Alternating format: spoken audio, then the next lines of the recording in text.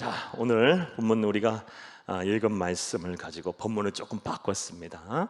본문을 말씀을 가지고 기도응답 5번째 시간 질병에서 나음이라는 제목을 함께 은혜를 나누겠습니다. 우리 함께 제목을 따라 하시겠습니다. 기도응답 5번째 질병에서 나음.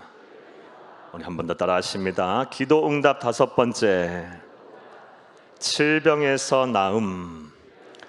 성령 하나님의 능력으로 질병에서 낫는다라는 말을 신학적인 용어로 신유라고 합니다. 오늘은 신유와 관련된 기도 응답에 대해서 살펴보며 은혜를 나누겠습니다. 사랑하는 여러분, 기독교를 대표하는 여러 가지 특징이 있는데 그 가운데 이 중요한 아주 대표적인 특징 하나가 신유의 역사가 많이 일어난다는 것입니다. 질병에서 나음받고 고침을 받는 역사가 많이 일어난다는 것입니다. 따라서 예수를 그리스도로 믿는 우리들, 이 신유의 축복이 남의 축복이 아니라 우리의 축복이 되어야 할 줄로 믿습니다. 기도 응답의 역사가 일어나기를 간절히 주의 이름으로 축복합니다. 그래서 오늘은 어떻게 기도하여 이 신유의 은혜, 신유의 축복을 받을 수 있을까에 대해서 고민하며 은혜를 나누고자 합니다. 이 앞서서 지난 시간까지 내용 간단하게 살펴보겠습니다. 첫 번째 기도 응답으로 가족 구원에 대한 말씀을 드렸어요. 가족 구원의 3원칙, 포기하지 말고 기도해라.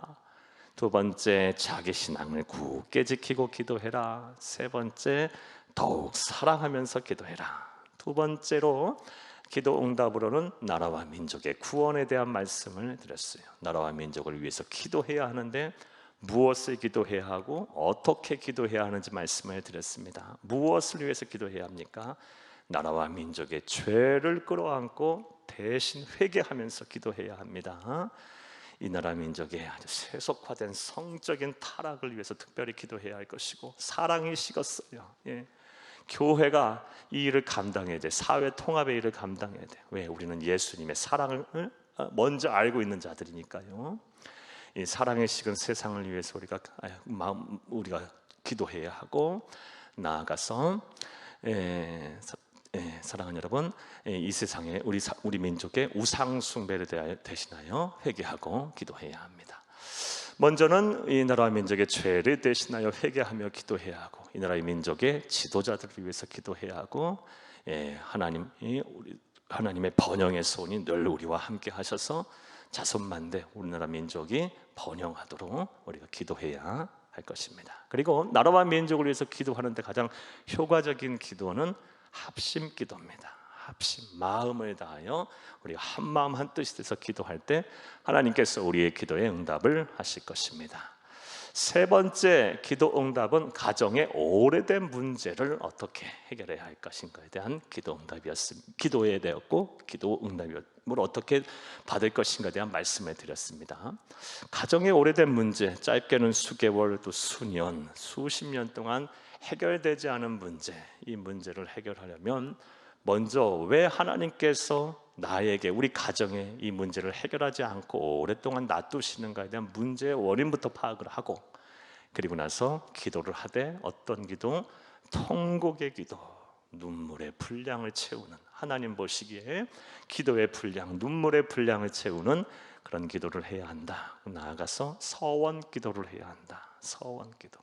서원 기도는 참 효력이 있는 기도인데, 서원을 했으면 반드시 이행해야 한다. 우리 하나님은 약속하신 것은 반드시 지키시는 분이기에 우리가 약속을 어기게 되면 어떻게 됩니까? 하나님의 진노와 심판이 오히려 뒤따르게 됩니다.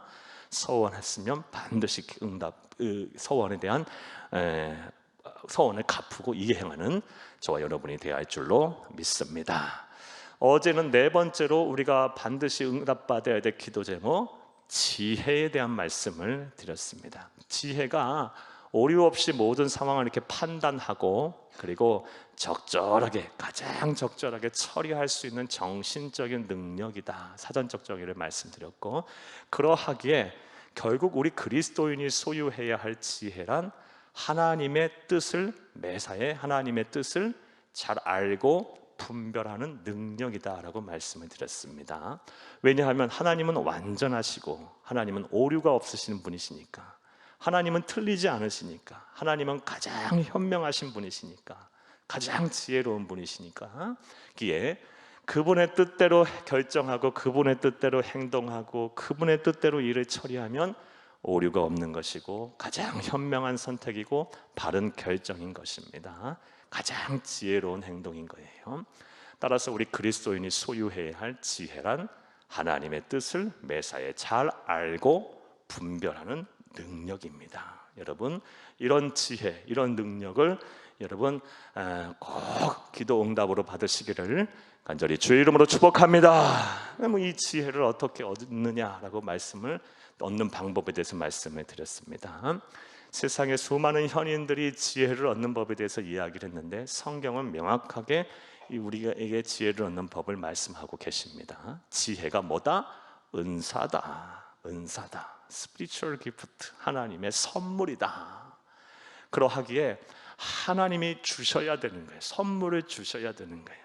따라서 우리는 그 선물을 달라고 요구를 해야죠. 그게 바로 기도다. 따라서 지혜를 얻기를 원한다면, 지혜로운 사람이 되기를 원한다면, 매사에 하나님의 뜻을 잘 알고 분별할 수 있는 능력을 가진 사람이 되기를 원한다면 기도해야 한다. 그래서 은사를 소유해야 한다라고 말씀을 드렸습니다. 따라서 이렇게 이제 기도를 해야 할 텐데 어떻게 기도를 해야 하느냐? 이 은사를 받기 위해서 어떻게 기도해야 하냐?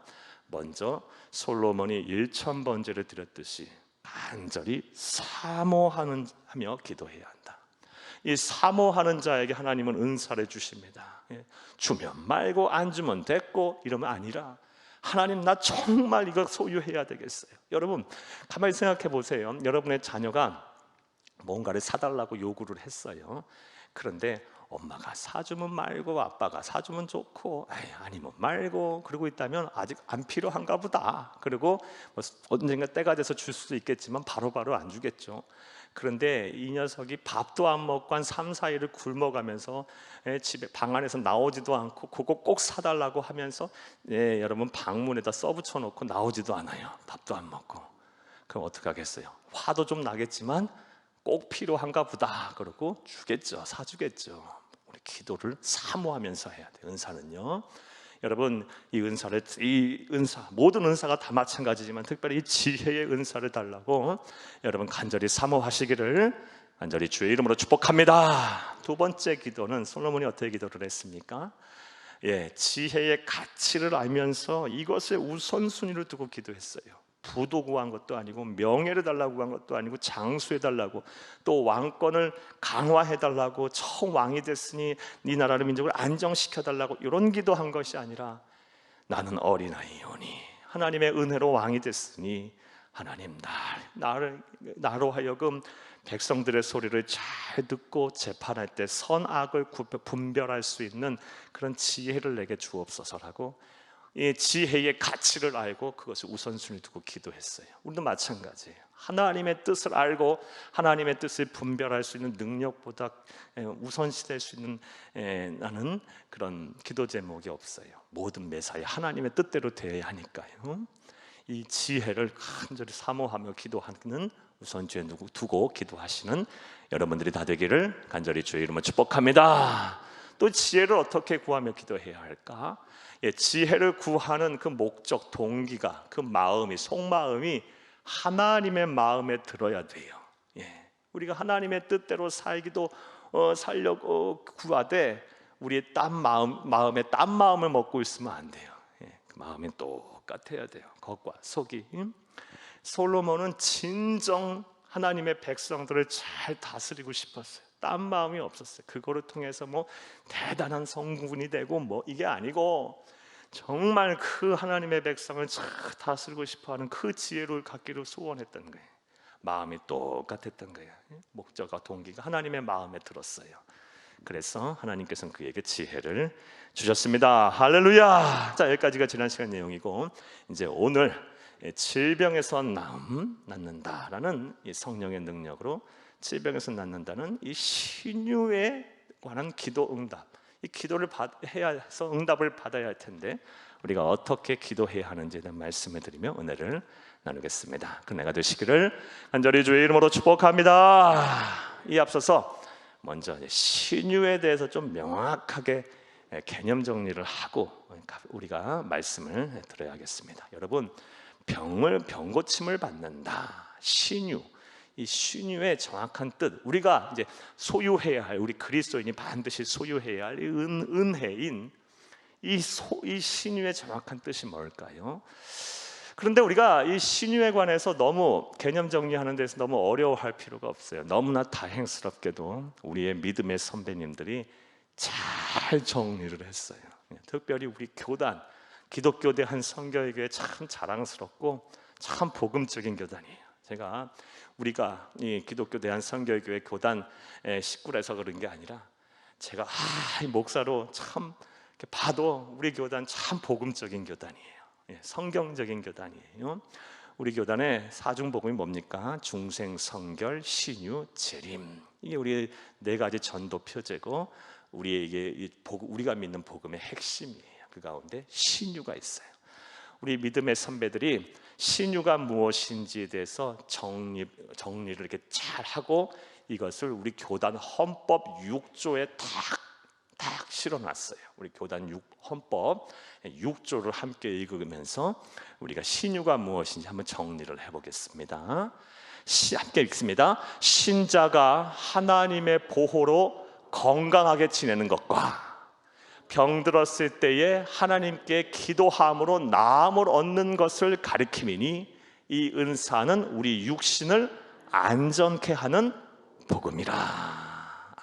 두 가지의 신유의 측면을 말씀하고 있어요. 그러니까 우리가 이 세상 사는 동안, 우리 그리스도인으로 사는 동안, 우리 이 땅 사는 동안 물리적인 육체적인 한계를 갖고 있잖아요. 그러니까 이거 완전한 영성체가 아니죠. 하나님의 나라 가서 시간과 공간의 제약이 없는 상태가 아니라 우리 시간과 공간의 제약이 있고 또 세월이 흐르면 우리의 육신은 나약해지고 또 우패해지고 또 건강을 잃을 수도 있어요. 사건 사고에 휘말리면. 자, 이런 세상을 사는 동안 우리가 이제 이 은혜, 이 신유의 은혜를 누리고 살아야 될 텐데 그게 뭐다? 두 가지 측면을 얘기하고 있어요. 먼저 질병에 걸리지 아니하고 평생 병원 문턱 드나들지 아니하고 건강한 것과, 이게 첫 번째 신유의 측면이고, 두 번째 병들었을 때에 우리가 기도함으로 성령의 능력으로 병에서 고침을 받는 이 두 가지 은혜가 바로 신유라는 것입니다. 여러분, 어떤 은혜를 더 사모하십니까? 굳이 한번 여러분 생각을 해보신다면 전자입니까? 후자입니까?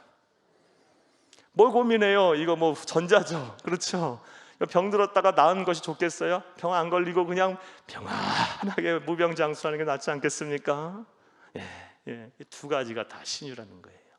여러분, 기도함으로 이 두 가지 신유의 은혜를 누리고 또 은혜를 받기를 간절히 주의 이름으로 축복합니다. 병들지 아니하고 아프지 아니하고 몸도 아프지 아니하고 또 정신도 건강하고 하나님의 나라가 나 그날까지 그냥 정신도 건강하셔야 돼요. 한 분도 이 자리에 계신 분들 한 분도 정신적으로 또 고통당하고 또 치매와 같은 병 생기지 않으시고 정신도 또렷해서 하나님 찬송하시다가 기도하시다가 또 성경 보시다가 예배 드리시다가 하나님의 나라 우리 예수님의 품에 안기시기를 간절히 주의 이름으로 축복합니다. 꼭 그렇게 하셔야 돼요. 그리고 병들었을 때, 설령 또 병도 들겠죠. 병들었을 때는 성령의 능력으로 고침을 받는 이런 신유의 은혜가 우리 가운데 임하기를 간절히 주의 이름으로 축복합니다. 자, 그렇다면 왜 기독교, 우리가 예수를 믿는 우리들에게는 이런 신유의 역사가 왜 많이 나타날까요? 실제로 성경을 보게 되면 하나님께서 행하신 기적의 거의 대부분은 다 병고침이에요. 구약의 말씀도 그렇고 신약의 말씀도 그렇고, 구약에서 하나님의 능력으로 이 붙들림 받은 성령의 사람들, 수많은 선지자들, 예언자들이 행한 기적의 대부분이 무엇입니까? 병고침이에요. 그리고 하나님이신 예수님께서 이 세상에 오셔서 하신 대부분의 이적도 병고침이에요. 그러니까 우리 기독교 안에는, 우리가 예수를 믿는 우리 안에는 이 신유의 역사가 많이 일어난다는 거예요. 그렇다면 왜? 이 기독교 안에는, 또 성경 안에는 이런 신유의 역사, 우리 가운데는 이런 신유의 역사가 많이 일어날까요? 그 이유는 크게 살펴보면 크게 두 가지라고 볼 수 있어요. 먼저 하나님은 사랑이시기 때문에 그래요. 사랑이셔서, 여러분, 하나님이 사랑이셔서, 사랑 그 자체셔서 이 하나님의 백성들이 아파하고, 하나님이 만드신 그 창조물 인간들이 아파하고 막 병들어고 하고 막 시리에 빠져 있고, 그러면 하나님이 견딜 수가 없는 거예요. 그래서 하나님이 불쌍히 여기셔서 신유의 역사를 많이 일으키시는 겁니다. 이건 예수님의 모습을 통해 알 수 있습니다. 우리 마태복음 14장 14절을 함께 읽겠습니다. 마태복음 14장 14절, 예수께서 나오사 큰 무리를 보시고 불쌍히 여기사 그 중에 있는 병자를 고쳐 주시니라. 아멘. 우리 하나님은 사랑이세요. 사랑이셔서 그냥 하나님의 백성들이 아프면 가만히 안 있고 불쌍히 여기세요. 불쌍히 여겨서 고치세요.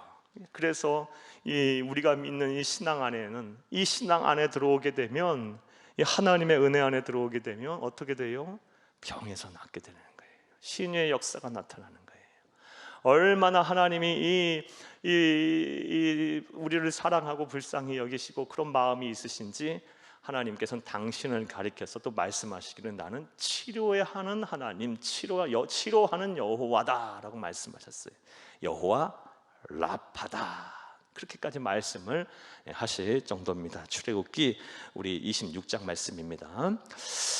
네, 사랑하는 여러분, 또 다른 이유, 왜 우리 기독교 안에 우리가 예수를 믿게 되면 우리 이 신유의 역사, 이 병고침의 역사가 많이 일어나게 될까요? 먼저는 하나님이 사랑이셔서 아파하는 사람을 가만히 못 놔두는 거예요. 불쌍히 여겨서. 또 다른 이유는 뭘까요? 또 다른 이유는 요한복음 20장 30절에 31절의 말씀을 알 수 있습니다. 우리 함께 읽겠습니다.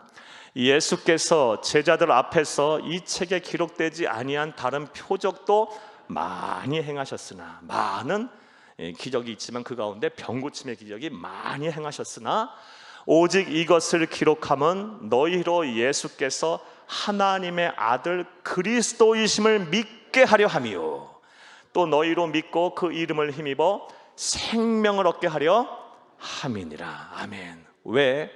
이 기독교 신앙 안에 들어오게 되면, 예수를 믿게 되면 이 신유의 역사가 많이 일어나게 될까? 예수 믿고 예수님이 하나님, 살아계신 하나님이심을 믿고 구원받게 하려고, 영생을 얻게 하려고 이 안에 들어오게 되면 뭐가 돼요? 신유의 역사가 많이 일어나는 거예요.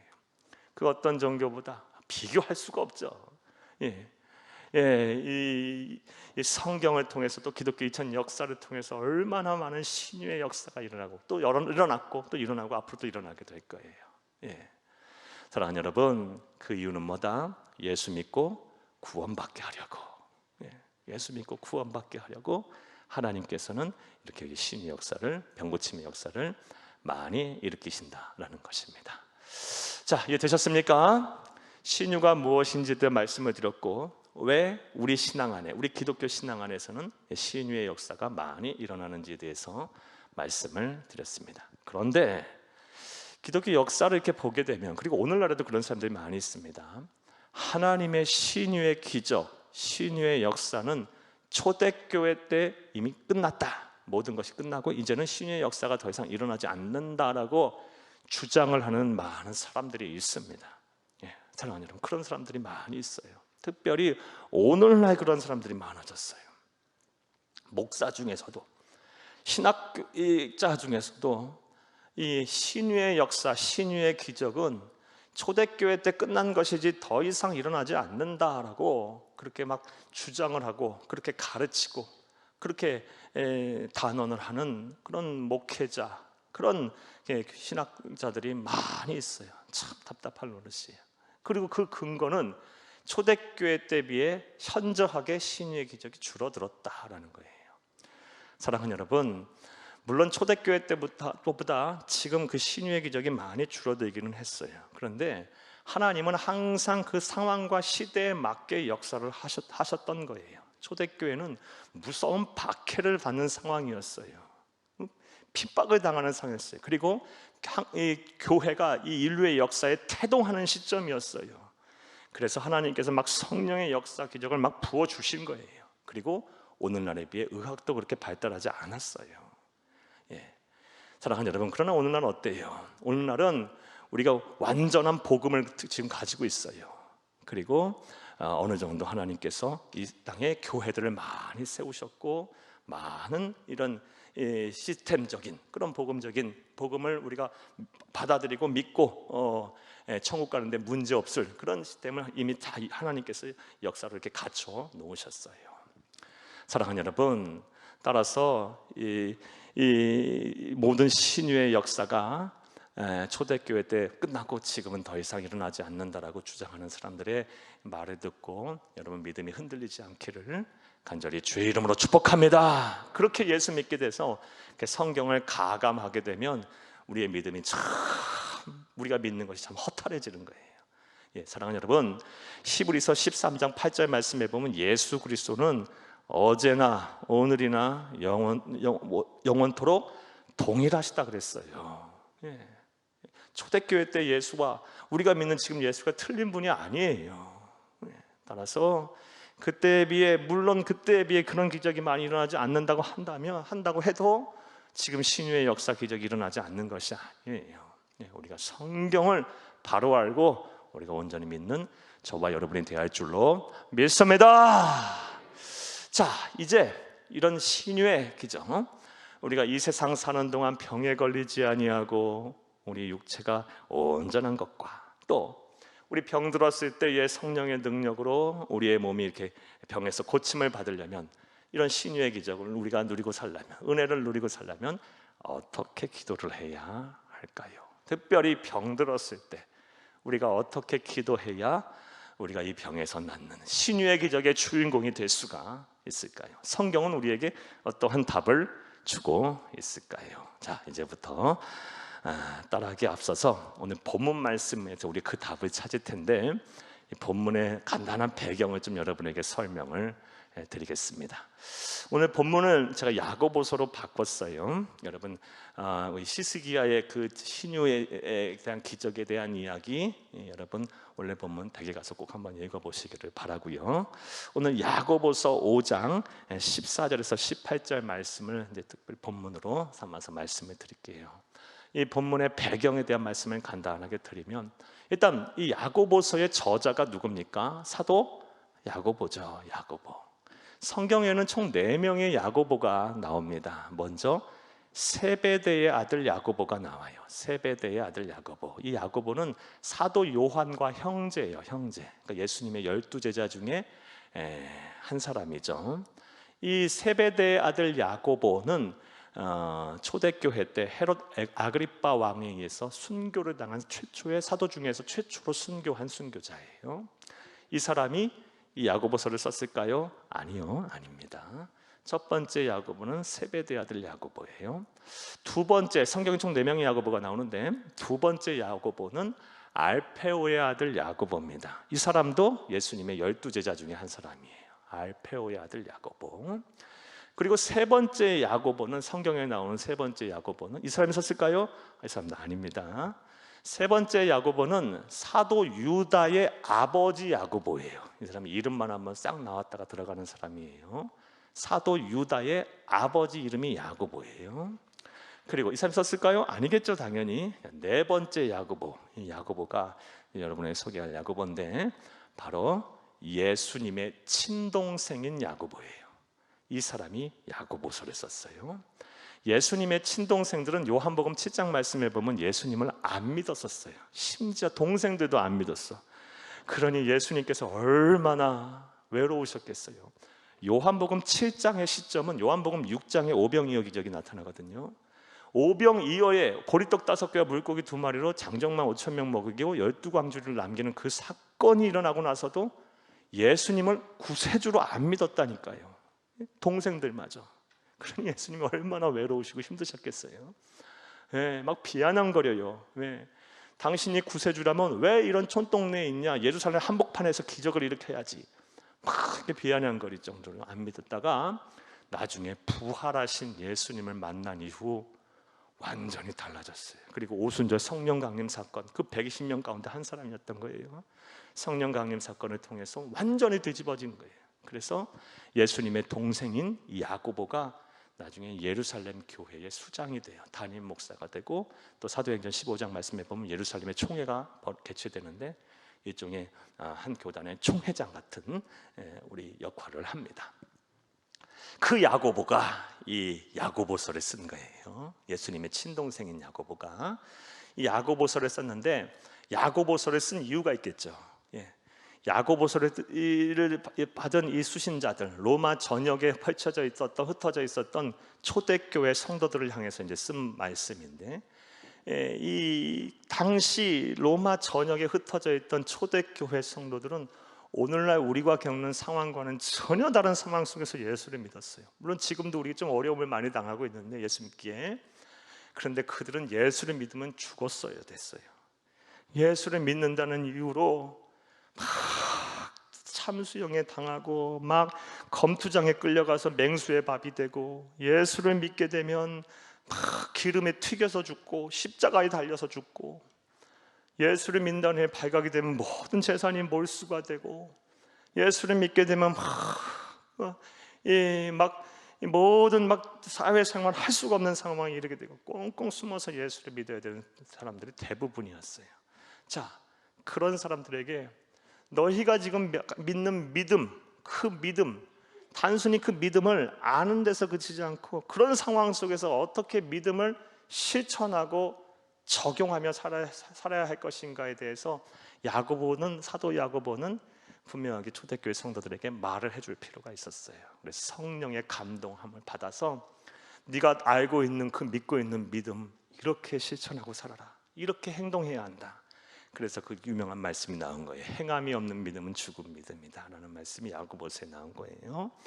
그래서 야고보서 1장부터 끝절까지 이렇게 보게 되면 우리가 믿는 이 믿음을 어떻게 실천하고 어떻게 행동하고 어떻게 적용을 하고 해야 될지에 대한 그런 실천에 관한 말씀이 쫙 나와요. 그 가운데 오늘 본문 말씀에 속한 5장에는요 특별히 기도의 중요성에 대한 말씀이 쫙 나오는 가운데 병든 자를 위해서 이렇게 기도해라 라고 초대교회 성도들에게 권면을 해주고 있는 말씀입니다. 여러분, 배경 이해 되셨습니까? 자, 이런 상황 속에서 초대교회 성도들에게 성령 하나님께서 야고보를 감동해서 병든 자를 위해서 우리가 병에 걸렸을 때 어떻게 기도해야 하는지 권면의 말씀을 해주었고, 우리가 이 말씀을 통해서 이제 은혜를 나누겠습니다. 사랑하는 여러분, 우리가 병들었을 때, 우리가 신유의 은혜를 누리려고 했을 때, 할 때 어떻게 기도해야 할까요? 자, 이제부터 따라합니다. 첫째로, 안수기도를 하고 받아야 한다. 사랑하는 여러분, 오늘 본문 말씀 14절을 함께 읽겠습니다. 너희 중에 병든 자가 있느냐? 그는 교회의 장로들을 청할 것이요, 그들은 주의 이름으로 기름을 바르며 그를 위하여 기도할지니라. 아멘. 병든 자가 있느냐? 신유의 은혜를 누리기를 원하냐? 그럼 어떻게 기도하라? 먼저 교회의 장로들을 청해라 라고 말씀을 하고 있어요. 그리고 그들은 어떻게 해라? 주의 이름으로 기름을 바르면 그들을 위하여 기도해라 라는 말씀이에요. 사랑하는 여러분, 이 14절에서 말씀하는 교회의 장로들은 누구를 말하는 걸까요? 오늘날 우리 교회에 계시는 우리 장로님들하고는 좀 다른, 초대교회는 다른 직제니까 직제가 좀 달랐어요. 여기서 말하는 장로들은 오늘날 우리 장로님들 같은 분도 물론 포함이 될 수 있겠지만, 더 정확하게 얘기를 하면 목회자들을 말합니다. 목양의 자리에 서 있는 교회의 대표자들을 말해요. 목양의 자리에 서 있는. 사도 바울도 자신을 가리킬 때 장로 중에 한 사람이다라고 얘기하는 그런 말씀도 있어요. 그러니까 목회자들이라고 생각하시면 좋겠어요. 이 당시 장로들은 목회자들에게 뭐 해라? 안수기도 받으란 얘기예요. 쉽게 얘기하면 성령 충만한 목회자들에게 안수기도를 받고, 또 목회자들은 기도를 행해라. 그리할 때 신유의 은사가 나타나게 될 것이다 라는 말씀입니다. 우리가 병들었을 때에 또 우리의 건강이 온전하게 보존하기를 원한다면 저는 여러분 이 목회자들에게 안수기도를 받고 또 안수기를 행하시기를 간절히 주의 이름으로 축복합니다. 사랑하는 여러분, 그렇다면 그 근거가 뭘까요? 물론 말씀하셔서 하기 때문에 또 해야 되지만 여러 그 근거가 있겠죠. 사도 야고보는 어떠한 근거 안에서 그런 말씀을 하셨을까요? 성령께서 감동하셨기도 했겠지만 먼저 우리 예수님께서 그렇게 행하셨기 때문입니다. 여러분 마태복음 8장 2절에서 3절을 함께 읽겠습니다. 마태복음 8장 2절에서 3절. 한 나병 환자가 나와 절하며 이르되 주여 원하시면 저를 깨끗하게 하실 수 있나이다 하거늘 예수께서 손을 내밀어 그에게 대시며 이르시되 내가 원하노니 깨끗함을 받으라 하시니 즉시 그의 나병이 깨끗하여 진지라. 아멘. 예수님은 다양한 방법으로 병들자들을 고치셨는데 참 성경 말씀에 보면 손을 얹으사, 손을 대사 이런 말씀이 참 많이 나와요. 안수하며 기도하셨어요. 그리고 나서 예수님께서 이제 부활하여 승천하시면서 우리에게 안수하여 기도해라라는 말씀을 우리에게 명령으로 주셨습니다. 마가복음 16장 18절입니다. 마가복음 16장 18절. 뱀을 집어 올리며 무슨 독을 마실지라도 해를 받지 아니하며 병든 사람에게 손을 얹은즉 나으리라 하시더라. 아멘. 땅 끝까지로 복음을 전하라. 이게 부활하여 승천하시면서 하신 말씀 가운데 너가 땅 끝까지 가서 제자 삼으라, 복음을 전해라 라고 말씀하시면서 우리에게 이제 축복의 메시지를 주신 거예요. 뱀을 집어도 독을 마시지 않을 것이고 이 사명 감당하게 되면 해를 받지 아니하며 병든 사람에게 손을 얹은즉 나으리라 라고 말씀하시면서 안수하여 기도해라 라고 하나님께서, 예수님께서 말씀을 하셨습니다. 명령하셨어요. 그 근거하에 이 야고보 사도가 이런 권면을 하는 것입니다. 그래서 사도들 또 초대교회 성도들 보면 그리고 이후에 오늘날도 마찬가지고요. 이 병든 자에게 손을 얹고 기도했어요. 특별히 이제 사도 바울이 그 일을 많이 행했죠. 여러분 한 말씀 보겠습니다. 사도행전 28장 8절도 함께 읽겠습니다. 보블리오의 부친이 열병과 이질에 걸려 누워 있거늘 바울이 들어가서 기도하고 그에게 안수하여 낫게 하매. 이 말씀 어떤 배경에서 하신 말씀이냐면 사도행전 28장인데 27장 말씀에 보면 이제 사도 바울이 억울하게 유대인들에게 고소를 당해서 감옥에서 살다가 자신이 이제 로마 시민권자라는 이 권리를 내세워서 당시 로마 시민권자는 로마 황제에게 직접 재판을 받을 그런 권한이 있었어요. 그래서 이것을 내세워서 이제 로마로 압송이 됩니다. 이제 배를 타고 이 지중해를 건너서 로마, 이탈리아 로마로 이제 가게 되는데 그 가는 과정에서 유라굴로라는 광풍을 만나게 돼요. 그래서 이제 배가 이제 표류하는 거예요. 태풍을 만난 거예요. 쉽게 말하면. 그래서 무려 14일 동안 표류를 해요. 지중해 그냥 떠다니는 거야. 깜깜하고 그냥 바람은 풀고 이제 다 죽게 생긴 거예요. 그런데 그 밤에 14일째 되는 밤에 이 하나님께서 나타나셔 사도 바울에게 너는 로마에 가서 복음을 전할 사명이 있기에 너를 살려줄 뿐만 아니라 너와 함께 이 배에 탄 276명을 다 내가 너 목숨을 구해주겠다라고 하나님께서 약속하셨어요. 그리고 나서 14일째 되던 날에 지중해에 배가 막 표류하고 다니다가 한 섬에 딱 도착했어요. 그렇게 해서 이제 28장이 시작되는 거예요. 사도행전 28장 딱 보게 되면 딱 도착한 섬이 어디냐? 멜리데라는 섬이에요. 멜리데. 이 섬이 오늘날 어디냐? 몰타 공화국. 여러분 몰타 들어보셨죠? 지중해 몰타 공화국 그 몰타 섬에 멜리데 섬에 도착한 거예요. 도착한 날 보니까 비도 많이 오고 날이 추웠어요. 그러니까 원주민들이 270명이 이제 배는 난파됐는데 거기서 이제 바다에서 나오니까 막 가가지고 원주민들이 이들을 막 구출해 냈겠죠. 그리고 나서 이제 날씨가 추우니까 이제 모닥불을 피웠어요. 모닥불을 피우는데 이 멜리데 섬, 이 몰타 섬에는 오늘날에도 독사가 많답니다. 맹독을 가진 독사가 많대요.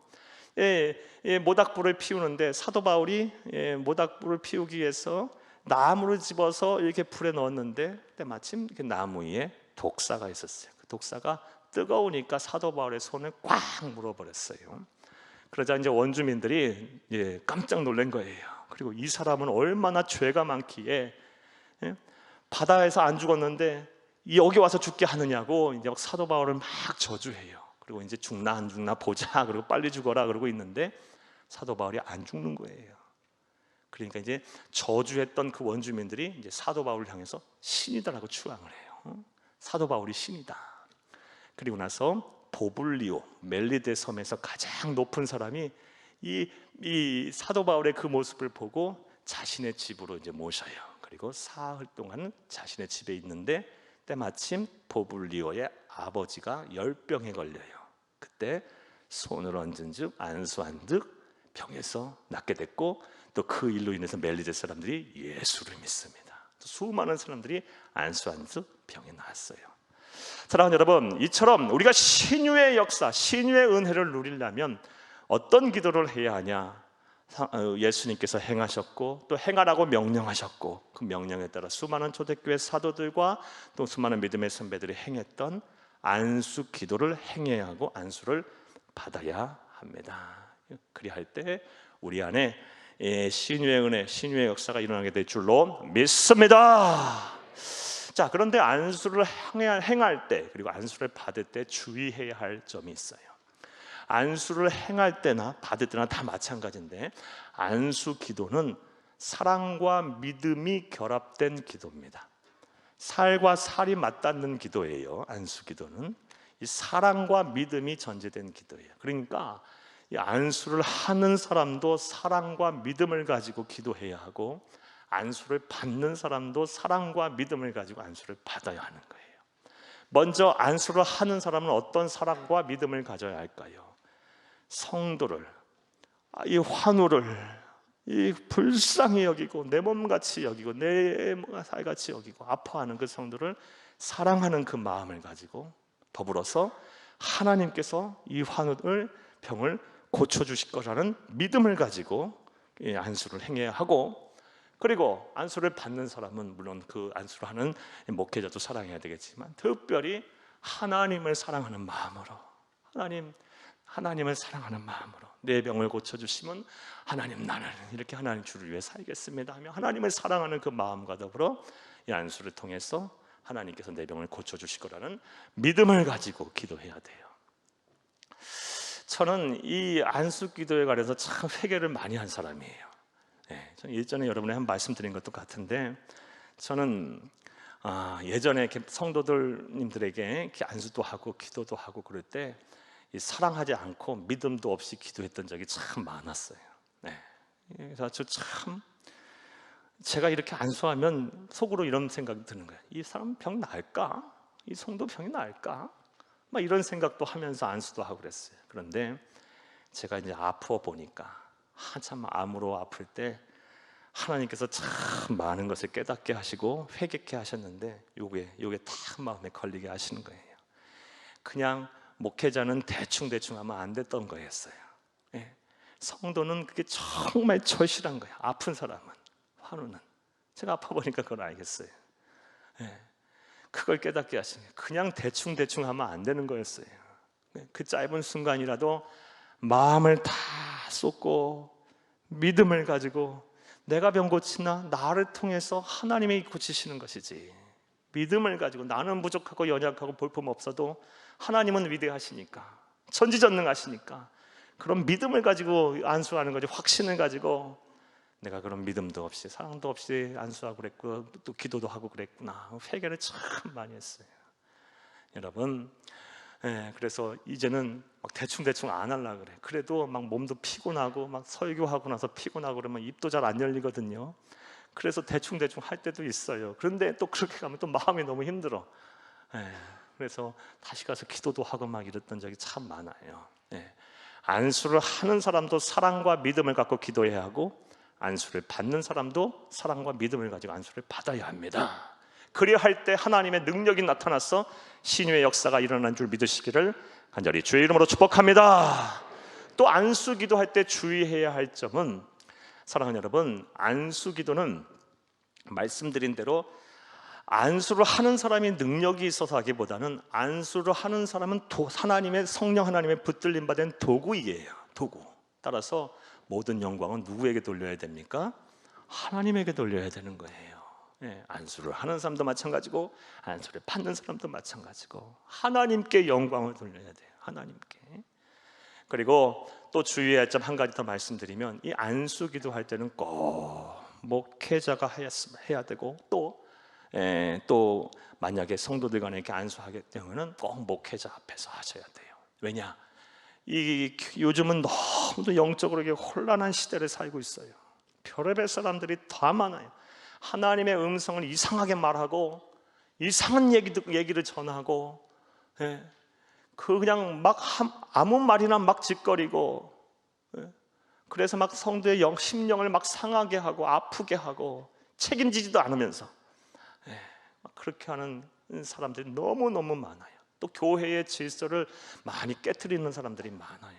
여러분, 안수를 할 때는 꼭 목회자가 하고, 여러분을 위해서 기도하고 책임지는 목사가 하고, 그리고 여러분 성도들 간에 안수할 때는 꼭 목회자 앞에서 하는 것이 맞습니다. 꼭 그렇게 하시기를 간절히 주의 이름으로 축복합니다.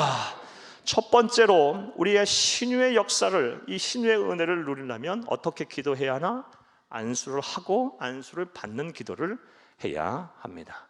또 우리 이 신유의 은혜, 신유의 은사를 누리려면 어떻게 기도를 해야 할까요? 따라 하시겠습니다. 중보 기도를 해야 합니다. 이 신유의 역사를 우리가 누리려면, 신유의 은혜를 누리려면 중보 기도를 하라고 하나님께서 말씀하고 계세요. 오늘 본문 말씀 14절을 다시 한번 읽겠습니다. 너희 중에 병든 자가 있느냐? 그는 교회의 장로들을 청할 것이요 그들은 주의 이름으로 기름을 바르며 그를 위하여 기도할지니라. 장로들을 청했다라는 말씀은 목회자가 안수기도 했다라는 말씀도 되지만, 또 한편으로는 중보기도도 했겠죠. 또 16절 말씀 보겠습니다. 그러므로 너희 죄를 서로 고백하며 병이 낫기를 위하여 서로 기도하라. 의인의 간구는 역사하는 힘이 큼이니라. 아멘. 사랑하는 여러분, 따라서 여러분 신유의 은혜를 누려야 될 상황이라면, 몸이 아프다면, 특별히 마음이 아프다면 여러분 반드시 중보 기도를 요청하세요. 여러분 목회자들에게 요청을 하시고, 또 함께 신앙생활하는 믿음의 형제자매들에게 중보 기도를 요청하셔야 돼요. 많으면 많을수록 좋아요. 제가 이것도 죄송하지만 제가 인정드리면, 제가 이거는 제가 체험한 바예요. 저는 부족하지만 제가 아플 때 우리 성도님들이 저를 참 많이 기도해 주셨어요. 제가 알아요. 저는 그 은혜를 이제 갚고 살아야 될 사람이에요. 저도 평생 잊지 않고 우리 성도를 위해서 기도해야 될 사람이에요. 참 많이 기도를 받았어요. 제 손을 붙잡고 제가 아플 때, 그리고 조금 회복이 됐을 때 제 손 붙잡고 울어주신 그 권사님들은 많고, 잊지를 못해. 제가 기억을 다 하고 있어요. 그래서 그 중보기도의 위력을 제가 알아요. 여러분 몸이 아플 때는 꼭 중보기도를 요청하세요. 중보기도는 참 위력이 있어요. 말씀하시잖아요. 서로 기도해라. 서로 기도해라라고 말씀을 하고 계시잖아요. 그럼 우리는 이 말씀대로 해야 되는 거예요. 역시 이제 중보기도 할 때, 환우들을 위해서 중보기도 할 때 이제 주의해야 될 사항도 여러분 좀 말씀을 드릴게요. 먼저 환우들을 위해서, 이 신유의 은혜를 이제 누려야 될 환우들을 위해서 이렇게 기도할 때, 또 기도를 받을 때도 마찬가지고요. 기도할 때 주의해야 될 사람, 포기하지 말고 기도해야죠. 끝까지 기도해야죠. 한두 마디 기도하고 끝나는 것이 아니고 이 병에서 나을 때까지 기도해야죠. 하나님의 뜻이 어디 있는지 몰라요. 때로는 내가 평생 이 성도를 위해서 아침 저녁마다 기도를 했는데 성도가 병에서 낫지 못하고 하나님의 나라 가는 때도 있어요. 그래도 기도해야죠. 하나님의 뜻이 어디 있는지 모르니까 기도해야죠. 포기하지 말고 중보기도의 요청을 받았으면 기도해야 되는 거예요. 단 한마디라도 기도해야지. 성도를 생각하며 서로 기도해야 되는 거예요. 그리고 환우들의 중보기도 요청을 받으면 꼭 비밀 유지를 해야 되는 거예요. 비밀 유지. 이 말이 세면 안 돼요, 여러분. 근데 이게 참 어려워요. 막 말하고 싶어요. 우리 요게요, 참 가만히 못 있어요. 말을 하고 싶어요. 그럼 하나님 앞에 가서 말씀하시면 되는 거예요. 하나님 앞에 비밀을 유지해 주면서, 때로는 부끄러운 병도 있잖아요. 남들에게 드러내기 싫은 병도 있어요. 그런 병도 있잖아요. 또 그렇게 되었을 때 또 사회생활을 하거나 또 여러모로 생활하는, 교회 안에서 생활하는데 좀 어려움을 당하는 일들도 있을 수 있어요. 참 말 조심하면서 기도해야 돼요. 이 비밀을 잘 유지하면서 기도해야 합니다.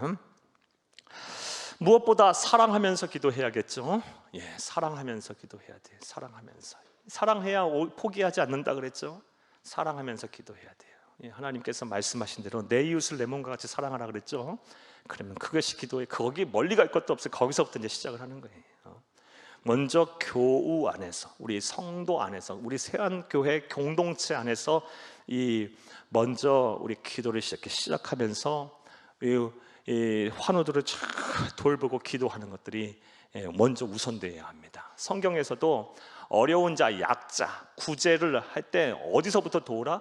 먼저 교회 안에 약자들, 어려움을 당하고 있는 성도들을 먼저 구제하고 그들을 위해서 기도하고 그들의 연약한 부분을 채우라라고 말씀하셨어요. 그게 순서예요. 그리고 밖으로 자꾸 이제 확장해 나가야죠.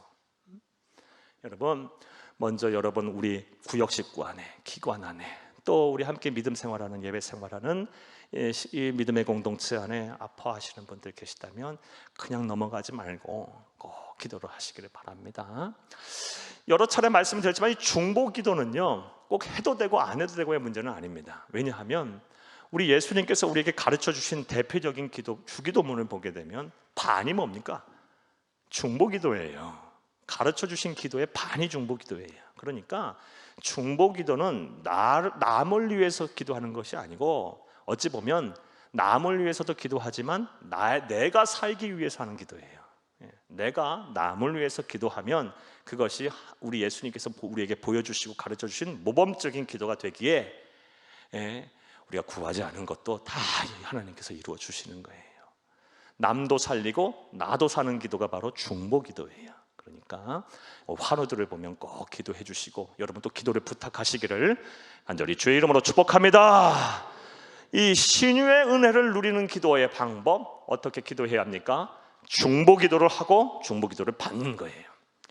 또 세 번째로 오늘 본문 말씀을 통해서 우리 이 신유의 은사, 신유의 은혜를 누리려면 우리가 어떻게 기도해야 할까요? 따라 하시겠습니다. 셋째로 믿음의 기도를 해야 합니다. 사랑하는 여러분, 오늘 본 말씀 15절, 16절 말씀을 함께 읽겠습니다. 믿음의 기도는 병든 자를 구원하리니 주께서 그를 일으키시리라. 혹시 죄를 범하였을지라도 사하심을 받으리라. 그러므로 너희 죄를 서로 고백하며 병이 낫기를 위하여 서로 기도하라. 의인의 간구는 역사하는 힘이 큼이니라. 아멘. 믿음의 기도를 하라라고 말씀을 하고 계세요. 자, 그렇다면 이게 중요한 얘기인데요.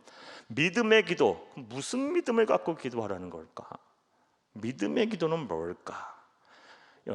이 문제가 우리 중요한 문제죠. 우리가 믿음의 기도는 어떻게 하라는 걸까? 어떤 믿음을 가지라는 걸까? 사랑하는 여러분, 이것에 대한 답을 찾기 위해서 먼저 잘못된 믿음을 가지고 하는 기도의 예를 한번 여러분에게 들어볼게요. 어떤 분들은 이렇게 기도해요. 이렇게 기도해요. 하나님께서 내 모든 상황과 이 형편을 아실 거니까 나는 기도만 하면 다 병에서 고침 받을 거야. 여러분 어떻게 생각해요? 아주 좋은 믿음의 모범적인 기도의 모습이죠. 여기까지는 문제가 없어요. 아주 완벽해요. 그런데 그러면서 어떠한 치료도 거부해요. 어떠한 의학적인 치료도 다 받지 않으려고 하고 무조건 기도만 하면 하나님께서 다 고치실 거야 라고 이렇게 말을 해요. 사랑하는 여러분, 물론 이렇게 기도해야 할 때도 있어요. 더 이상 의학에서, 의술로는 손을 쓸 수 없는 상황이 이루어질 때는 하나님만이 답이잖아요. 그때는 그렇게 해야 돼요. 하지만 여러분, 이렇게 기도하는 것은 오늘 본문 말씀에 비추어 볼 때 온전한 믿음의 기도가 아닙니다. 오늘 본문 말씀에 보게 되면 어떻게 기도하라, 어떤 믿음의 기도 갖고 기도하라고 말씀하고 있는데 다시 한번 볼게요. 15절 함께 읽습니다. 15절입니다. 믿음의 기도는 죄송합니다. 14절을 읽겠습니다. 14절 함께 읽겠습니다. 너희 중에 병든 자가 있느냐? 그는 교회의 장로들을 청할 것이요 그들은 주의 이름으로 기름을 바르며 그를 위하여 기도할지니라. 기름을 바르라? 뭐 하라는 거예요? 의학적인 치료를 병행하면서 기도해라라는 거예요. 또 베드로전서 5장, 디모데전서 5장 23절을 함께 읽겠습니다. 디모데전서 5장 23절. 이제부터는 물만 마시지 말고 네 위장과 자주 나는 병을 위하여 포도주를 조금씩 쓰라. 사도 바울이 디모데에게 권면한 말이에요. 기도, 죽기 살기로 기도만 해라? 아니요. 물만 마시지 말고 네 위장과 자주 나는 병을 위하여 포도주를 조금씩 쓰라. 뭐예요? 의학적인 수술을 받을 수 있으면 받으면서 기도해라. 자, 그렇다면 이런 내용들을 종합해 볼 때 믿음의 기도라는 건 뭘까요? 믿음의 기도, 여러분 이런 거예요. 잘 들으세요. 이게 바로 이제 신유와 이 의술과의 관계에 대한 이야기를 하는 얘기예요. 사랑하는 여러분, 진정한 믿음의 기도는 이런 거예요. 모든 생명의 근원은 하나님이십니다. 모든 인간의 삶과 사를 결정하시는 분은 하나님이세요. 그리고 모든 병의 치료의 주관자도 하나님이십니다. 이 사실을 믿고 기도하는 거예요. 따라서 하나님은 우리의 기도를 통해서도 고치시기도 하실 것이고, 때로는 의사의 손을 통해서도 고치시기도 하실 것이며, 또는 어떤 상담을 받고도 고치시기도 하실 것이고, 때로는 우리가 스스로 잘 몸 관리해서 하나님께서는 그걸 통해 역사하셔서 모든 병을 고치시기도 하신다는 거예요. 그럼 어떤 믿음을 갖는 거예요? 모든 삶과 죽음은 하나님 손에 달렸고, 어떤 시기든 간에 하나님은 어떤 시기든 하나님은 병을 고치시는 모든 치료의 주관자가 되신다. 이 믿음을 갖고 기도하면 하는 거예요. 그러니까 우리가 때로는 아프면 병원에도 가야 되는 거예요. 병원에 가서 의학적인 치료도 받되 거기서 치료만 받고 끝나버려? 이건 아니지. 믿음의 기도가 하나님 의사의 손을 통해서 역사하시되 하나님께서 모든 병을 고치시는 분은 하나님이신 줄로 믿습니다. 나를 반드시 이 의사의 손을 통해서 고쳐주옵소서. 또 정신적인 고통이 있으면 상담도 받아야 돼요. 상담도 받는 가운데 하나님, 모든 하나님이 이 병에 고치시고 치유하시는 분은 하나님이신 줄로 믿습니다.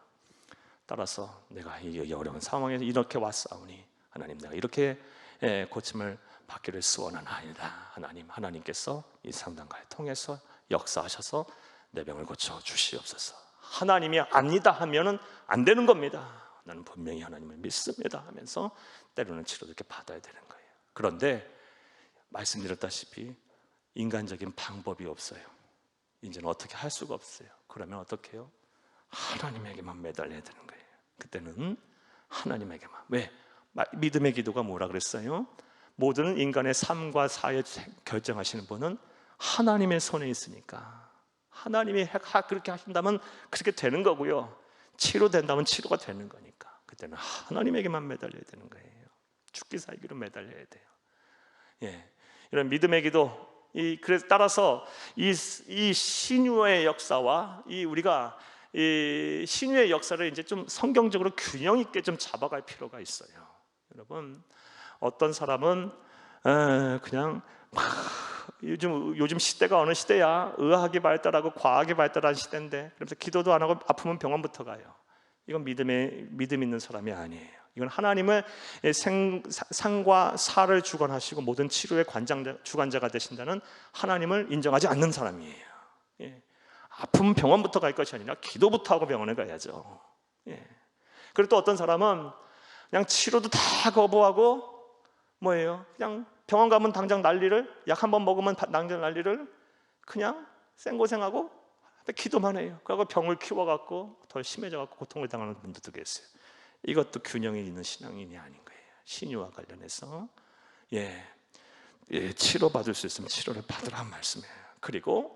그러나 모든 치료의 관장자는 하나님이심을 믿고 하나님 이 의수를 통해서 역사하시옵소서 하면서 기도하는 거예요. 하나님의 손에 달렸음을 인정하는 거예요. 이게 바로 균형 잡힌 신유, 성경적인 신유에 대한 믿음임을 여러분 믿으시기를 간절히 주의 이름으로 축복합니다. 이런 기도를 하는 거예요. 이제 좀 이해가 되셨습니까? 잘 믿음의 기도를 반드시 하시기를 바랍니다. 믿음의 기도는 능력이 나타납니다. 믿음의 기도는 병고침의 역사가 있습니다. 의인의 간구는 역사하심이 크다고 말씀하셨습니다. 할렐루야. 자, 정리 한번 해볼게요. 여러분, 야고보 사도를 통해서 우리에게 말씀해주고 있는 이 신유의 은혜, 신유의 역사를 우리가 체험하려면 어떤 기도를 해야 한다? 먼저 안수를 받고 안수를 해라라는 거예요. 안수를 하고 행하고 안수를 받으라. 그리고 두 번째로 어떤 기도를 해라? 중보기도를 해라. 중보기도. 그리고 세 번째로 믿음의 기도를 하라라는 것입니다. 자, 그런데 오늘 본문 말씀에 보면 우리가 하나 더 봐야 할, 중요하게 찾아야 할 중요한 진리가 하나 더 있어요. 사랑하는 여러분, 오늘 본문 말씀을 보게 되면 하나님께서 우리에게 이 신유의 역사를, 신유의 은혜를 부어주시는 최종적인 그 이유와 목적이 나와요. 우리 단순하게 생각하면 이 신유의 은혜의 최종 우리가 생각하는 목적은 병에서 나은 거겠죠. 그렇죠? 병에서 나으면 이 신유의 은혜를 베푸신 하나님의 최종 목적이 끝난다고 생각하기 쉬워요. 그런데 하나님은 그렇게 생각하지 않으세요. 하나님이 우리에게 신유의 역사, 병고침의 역사를 부어주시는 최종적인 목적이 오늘 본문 말씀을 통해서 우리가 찾을 수가 있습니다. 15절을 함께 읽겠습니다. 믿음의 기도는 병든 자를 구원하리니 주께서 그를 일으키시리라. 혹시 죄를 범하였을지라도 사하심을 받으리라. 아멘. 그러니까 하나님께서 생각하시는 신유의 최종적인 목적은 무엇입니까? 구원이에요. 영혼 구원. 그런데 안타깝게도 많은 분들이 아플 때는 하나님을 찾아요. 죽기 살기로 찾아요. 그리고 안수도 받고 중보기도도 부탁하고 하나님만이 나의 병을 고칠 수 있습니다 하면서 자신이 의학적인 치료로 방해해서 하나님 앞에 매달려요. 그렇게 해서 하나님 은혜를 부어주셔서 병에서 고쳐주시면 어떻게 해요? 다시 세상으로 가요. 이거는 하나님이 생각하시는, 바라시고 원하시는 신유의 최종 목적이 아니에요. 영혼 구원에까지 이르러야 돼요. 영혼 구원, 영혼이 잘 되고 범사에 잘 돼서 강건하기를 원하노라. 요한 3서 2장 말씀처럼 우리의 영혼이 건강해져서 계속해서 건강해져서 영혼 구원에까지 이르러야 돼요. 여러분, 하나님께서 여러분 오늘 기도 말씀하신 대로 여러분 기도하시면 하나님의 뜻이 있다면 반드시 고쳐주실 거예요. 그렇다면 이제 어떻게 해야 돼요? 여러분 영혼 관리에 힘써서 여러분 영혼이 참 건강한 모습에서 나중에 영혼이 구원에 이르기까지 이르러야 돼요. 그래야 할 때 비로소 하나님이 우리에게 은혜를, 신유의 은혜를 부어주신 목적과 이제 부합이 되는 겁니다. 성도는 그렇게 살아야 되는 거예요. 꼭 그렇게 사시기를 간절히 주의 이름으로 축복합니다. 이런 관점에서 우리가 생각을 해보면요, 다음과 같은 이제 생각도 할 수가 있어요. 이제 무슨 생각이냐? 제가 설교를 준비하면서 이런 생각을 좀 해봤어요. 목사로 살면서 수많은 이제 환우들을 위해서 기도하고 또 안수하고 기도하고 중보기도 하고 또 막 믿음의 기도도 해요. 그러면 이 성도가, 환우가 고침을 받으면 좋아요. 병에서 나오면 참 좋죠. 대부분의 성도들이 이렇게 병에서 나요. 그래서 너무 기뻐요. 그런데 어떤 성도는 그렇지 못해요. 그래서 이제 고통을 받다가 하나님의 나라에 가요. 마음이 참 아파요. 그런데 오늘 본 말씀에 견주어서 어젯밤에 가만히 생각을 해보니 결국은 최종적인 목표는 영혼 구원에 이르렀으니 그 성도가 이 세상에서의 모든 고난과 고통을 전부 내려놓고 아픔도 없고 다시는 슬픔도 없고 다시는 사망이 없는 그곳에 가서 우리 주님의 품에 안겨 영생복락하게 됐으니 어찌 보면 그 성도에 있어서의 기도 응답이 이루어진 게 아닐까? 하나님의 최종 목적이 이루어진 거니까 기도 응답이 이루어진 게 아닐까라는 생각에 제가 위로가 되더라고요. 위로가. 사랑하는 여러분, 우리가 이제 세상 살다 보면 병에 걸려요. 그리고 그 병이 뭐 우리가 걸리든 우리 가족이 걸리든 누가 걸릴 수 있어요. 그리고 막 안수도 받고 또 우리가 충고하며 기도하고 막 믿음을 갖고 기도해도 때로는 그 병이 하나님께서 고쳐주시지 않고 세상을 떠나게 될 수도 있어요. 하지만 그렇게 세상을 떠날 때 예수를 온전히 신뢰하고 천국의 소망을 두고 구원의 기쁨을 누리며 하나님의 나라에 갈 수만 있다면, 가게 된다면 그 성도는 기도 응답을 받은 거예요. 최종 목표를 이뤘으니까, 신유의 최종 목적을. 가만히 생각해 보면 병에서 지금 나으나 나중에 나으나 안 고쳐지나 우리는 어차피 죽어요. 10년 후에 천국 가나 20년 후에 천국 가나 지금 가나 언젠가는 가게 될 거예요. 그러니까 우리가 때로는 우리 가족들이 막 아파서 하나님의 나라에 가게 되면 마음이 너무 힘들지, 어렵잖아요. 그러니까 우리가 낙심하고 힘들어할 필요가 없을 거라고 봐요. 물론 힘들고 어렵겠죠. 하지만 이런 생각을 하게 되면 우리가 위로를 받고 또 소망을 가질 수 있으리라 봅니다. 사랑하는 여러분, 때로 하나님께서 우리의 병을 고쳐주시지 아니하시고 우리의 가족을 고쳐주시지 않아서 사망에 이른다 할지라도 그분이 예수를 온전히 신뢰하고 믿고 구원을 받아 천국에 갔다면, 우리 하나님께서 우리에게 기대하시고 바라시고 원하는 이 신유의 최종 목적이 이루어진 것이기에 여러분 위로를 받으시고 또 때로는 감사하시기를 간절히 주의 이름으로 축복합니다. 축복합니다. 축복합니다.